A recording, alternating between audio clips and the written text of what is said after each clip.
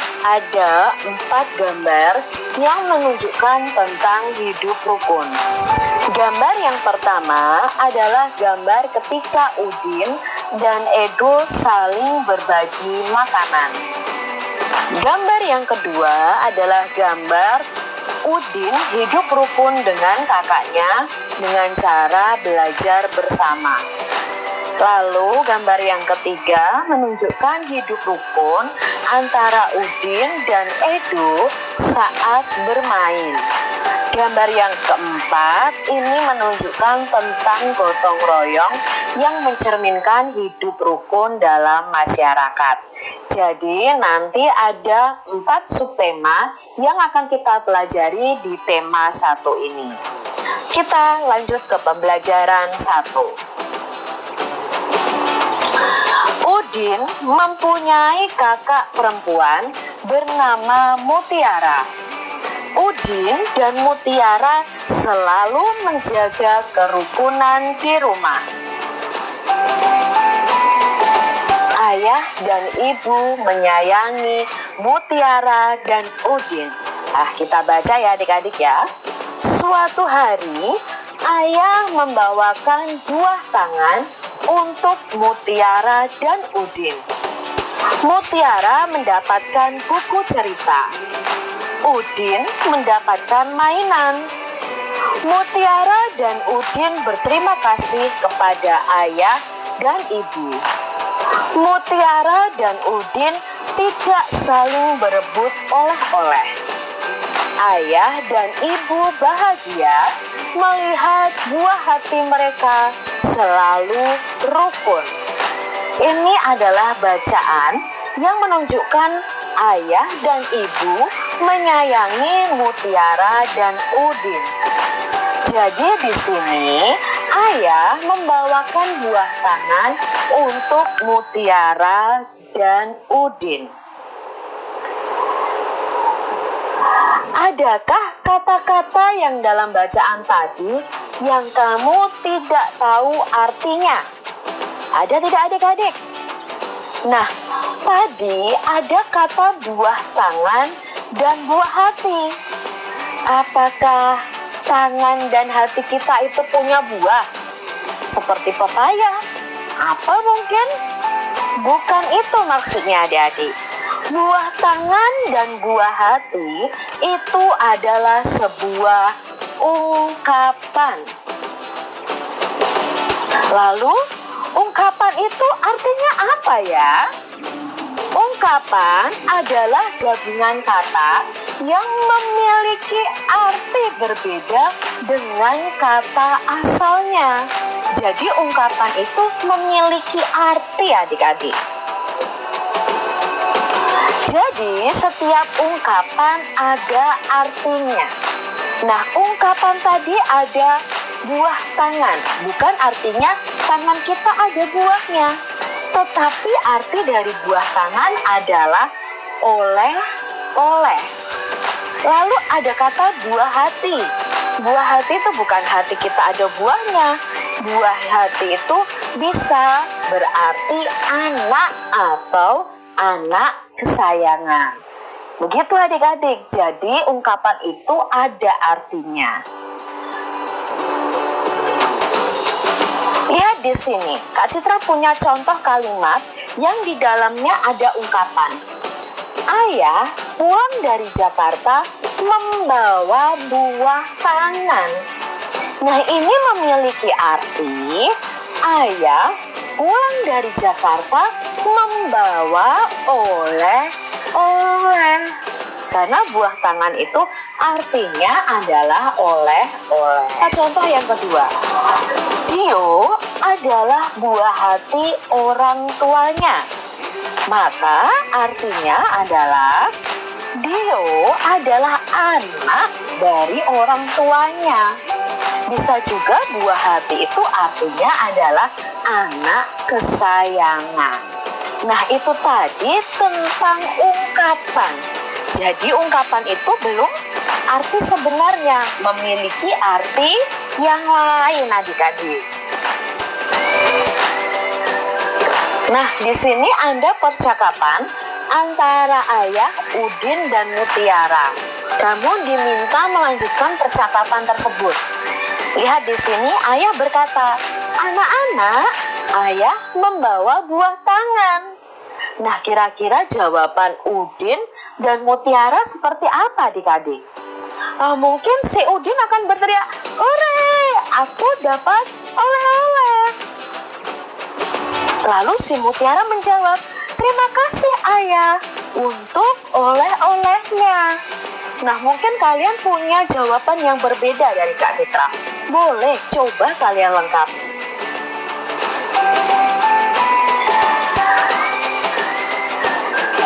Mutiara menyimpan buku hadiah dari ayahnya di rak buku. Nah, di rak buku itu adalah buku hadiah dari ayahnya. Perhatikan susunan buku di dalam rak. Buku-buku tersebut tersusun rapi. Berapa banyak buku di dalam rak tersebut? Apakah kalian bisa menghitung berapa banyak buku dalam rak tersebut? Bagaimana agar kita lebih mudah menghitungnya? Nah, adik-adik di rumah punya buku bacaan? Coba kalian hitung berapa buku bacaan kalian. Udin bersama Mutiara mengelompokkan buku-buku tersebut. Tiap-tiap kelompok berisi 10 buku. Nah, satu kelompok itu 1/10. Kalau 50-an sama dengan 50. Jadi satu kelompok itu isinya 10 buku atau 1/10. Kalau ada 5 tumpuk buku, maka akan ada 50. Nah, di sini punya 50 buku yang Mutiara dan Udin susun. Satu susunan itu jumlahnya 10. Kalau 5 susunan buku, maka jumlahnya 50. Nah, ini jumlah buku Mutiara. Ada 50. Lalu ditambah lagi ada susunan yang jumlahnya hanya 7. Maka banyak bukunya ada 50 ditambah 7 sama dengan 57. Jadi banyak bukunya ada 57. Perhatikan berikutnya. Tumpukan bukunya di sini ada 7 adik-adik. Ingat, satu tumpukan begini isinya ada 10. Karena ada 7 tumpukan, maka jumlah buku di sini ada 70. Lalu ada tumpukan lagi yang isinya hanya 7. Maka jika dijumlahkan keduanya ini, jumlah keseluruhan buku adalah 70-an itu sama dengan 70. Ditambah 7, maka banyak bukunya ada 77. Sekarang perhatikan kembali buku-buku di dalam rak. Buku-buku dalam rak dapat dikelompokkan sebagai berikut. Menyusunnya menjadi 10 kelompok. Satu kelompok buku itu isinya 10. Maka kalau 10 kelompok buku, maka jumlahnya ada 100. Yuk kita coba jumlahkan. Ini 10. Ditambah 10, 20. Ditambah 10 lagi, 30. Ditambah 10 lagi, 40. Tambah 10 lagi, 50. Tambah 10, 60. Tambah 10, 70. Tambah 10, 80. Tambah 10 lagi, 90. Dan tambah 10 lagi, 100. Maka satu kelompok ini jumlahnya ada 100. Ternyata ada 10 tumpukan buku. Artinya rak buku berisi 100 buku. Amatilah gambar berikut ini. Nah, di sini ada gambar kubus. Satu kubus itu dianggap satu kubus satuan. Kalau ada yang panjang seperti ini, kubus satuannya berjumlah 10. Digambarkan menjadi satu kubus puluhan. Jadi kalau kubusnya hanya satu, dianggap satu kubus satuan. Dan jika kubusnya ada 10, maka dianggap satu kubus puluhan. Nah, perhatikan di sini. Ini adalah kubus puluhan. Kubus puluhan, jika ada 10, maka bisa diganti dengan satu kubus ratusan. Nah, satu kubus ratusan itu bisa digambarkan dengan kubus seperti ini adik-adik.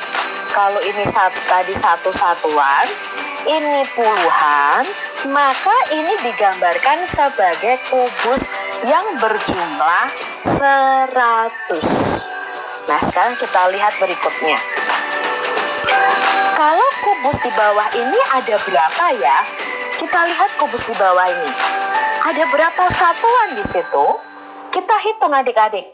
1, 2, 3, 4, 5, 6, 7, 8. Maka kubus ini ada 8 satuan.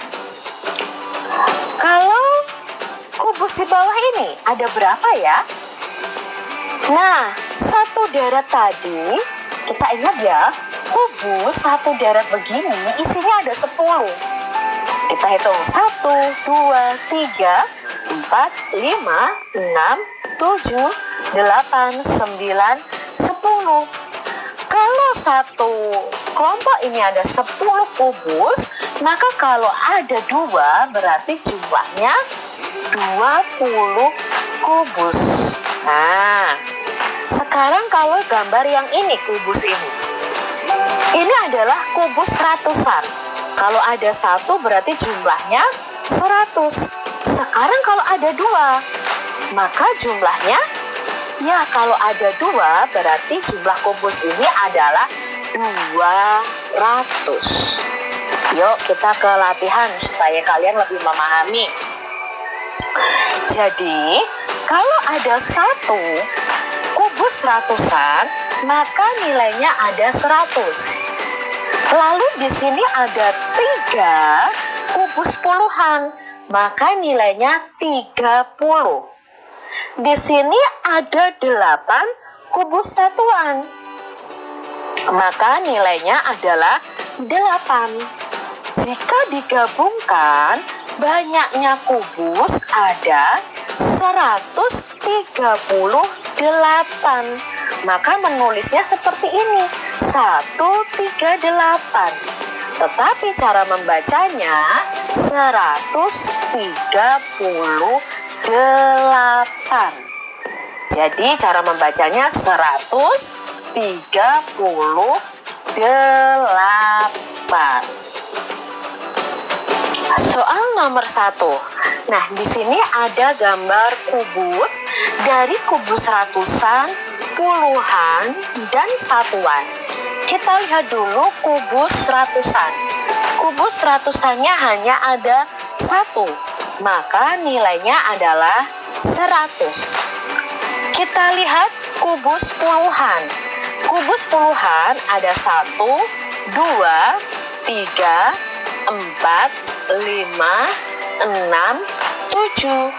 Ada 7 kubus puluhan, maka nilainya adalah 70. Lalu kita lihat kubus satuan. Kubus satuan jumlahnya ada 1, 2, 3, 4, 5, 6, 7, 8. Maka nilainya adalah 8.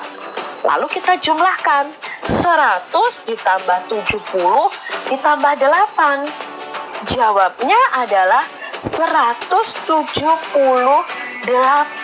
Nah, tulisnya berarti 178, bukan 1007078. Salah itu adik-adik. Jadi 178. Banyaknya kubus ada 178. Nah, 178 ini dibaca 78. Kita lihat soal nomor 2. Ada berapa kubus ratusan di situ? Ya, hanya ada 1. Berarti ratusannya adalah 100. Lalu ada berapa puluhannya? Ya, puluhannya ada 7. Maka nilainya adalah 70. Satuannya ada 1. Maka nilai satuannya 1. Sekarang 100 ditambah 70 ditambah 1 sama dengan 171. Banyaknya kubus ada 171. Dibaca, nah kalau dibaca harus membacanya benar. Tidak boleh 171, tidak boleh seperti itu. Tapi membacanya 171. Mudah kan adik-adik? Sekarang kita akan belajar membaca bilangan. Angka 4 menempati puluhan. Angka 5 menempati satuan. Maka dibaca, karena 1 ratusan berarti dibaca 100. 40-an dibaca 40. 5 karena satuan ya dibaca 5. Maka dibacanya 145. Berikutnya ya. Di sini ada angka 205. Apakah seperti itu membacanya? Tidak adik-adik. Angka berapa yang menempati ratusan? Ya, angka 2. Lalu puluhannya, adakah puluhannya? Puluhannya angka 0 di situ. Lalu satuannya angka 5. Lalu bagaimana cara membacanya, Kak? Cara membacanya seperti ini. 205. Karena di sini puluhannya 0, maka tidak dibaca begini 205. Tidak adik-adik, tapi 205. Berikutnya 350. Dibaca ratusannya 3, puluhannya 5, satuannya 0. Maka kita membacanya 350. Bukan 350 karena satuannya 0, bukan seperti itu. Cukup kita baca 350. Sekarang kita belajar kebalikannya, yaitu menulis bilangannya. Ya, sekarang kita menulis bilangannya. Ada angka di sini 200. Maaf, ada bilangan 200. Maka ditulisnya kalau 200 berarti ada 3 angka. 2 kita tempatkan di depan sendiri. Ratus berarti nolnya ada 2. Berarti kalau 200 cara menulisnya seperti ini adik-adik. Kita ke soal berikutnya. 503. Maka ditulisnya 500 pasti di awal. Apakah ada puluhannya? Tidak ada. Maka nanti puluhannya kita ganti dengan angka 0. 3 itu adalah satuan, maka letaknya paling belakang. Maka 503 itu penulisannya seperti ini. Berikutnya 452. Ratusannya ada berapa? 4. Puluhannya 5, satuannya 2. Maka penulisan bilangannya 452 dibaca 452. Mudah kan adik-adik? Mutiara gemar membaca buku. Ia membaca berbagai jenis buku anak. Ada buku cerita anak, ada buku pengetahuan, ada juga buku nyanyian.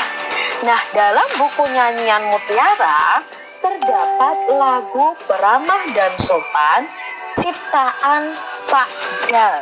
Nah, di sini ada lagunya. Bukannya congkak, bukannya sombong, yang disayangi handai dan taulan, hanya anak yang tak pernah bohong, rajin bekerja, beramah dan sopan. Nah, dalam buku nyanyian Mutiara ada lagu ini. Kalian bisa nanti ada yang dinyanyikan pendek dan ada yang dinyanyikan panjang. Ya, ada yang dinyanyikan pendek tetapi juga ada yang dinyanyikan panjang. Nah, sekarang kita akan mencari tahu mana saja yang dinyanyikan pendek dan mana saja yang dinyanyikan panjang.